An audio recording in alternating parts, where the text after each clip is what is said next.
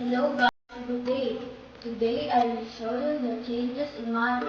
Matter can undergo changes.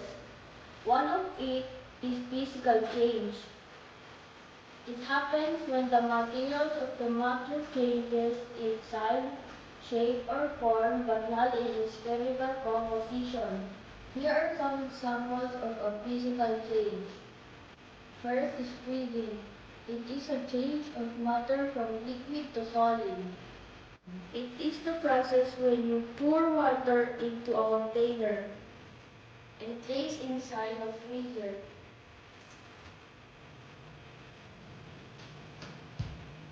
The water will freeze and turn into ice. The second example of physical change is melting.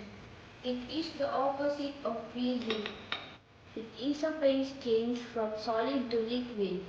When the ice was put outside the freezer, the ice melts or turns to liquid. When we see it turns into water.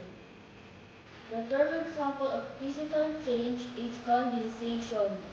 It is when the gas changes to liquid. When we place cold water in a glass,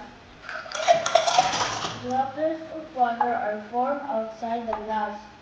The water droplets are the result of condensation.